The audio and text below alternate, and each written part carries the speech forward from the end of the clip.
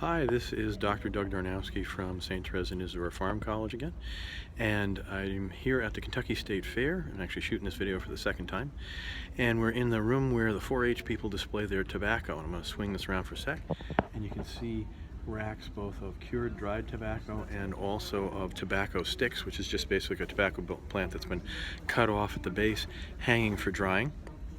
Some of the tobacco might be for chewing tobacco, some of it for filling cigars or cigarettes, some of it, the really good stuff, would be for wrappers.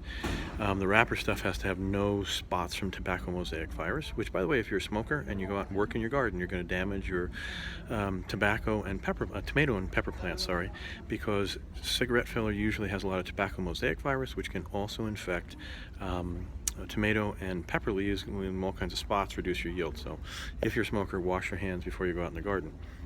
Another thing to know about with tobacco is the reason why people smoke it is there is an alkaloid stimulant. And when I say alkaloid stimulant, it's one category of plant metabolites that also includes things like caffeine and cocaine that wake up your nervous system.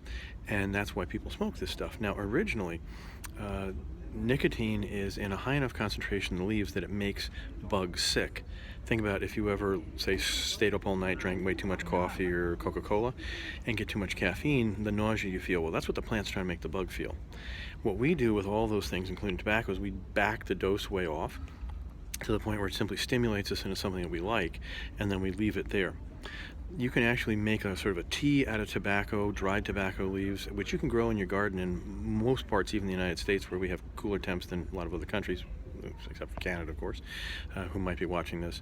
And if you spray it on the outside of your plants, you can actually get the beneficial effects of that. Another thing that tobacco does, along with tomato and some other members of that family, potato included, is they make liquid plastic inside their cells.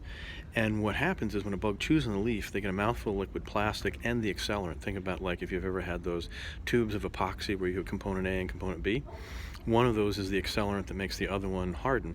And what happens is that plastic will harden in the mouth or the digestive tract elsewhere of the bug, form a plug, and starve the bug to death. And the whole idea is to make the bug die.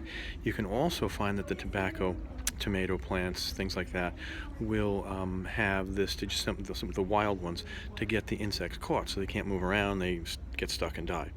So in any case, really cool stuff out there. God bless, and you'll have another video very soon.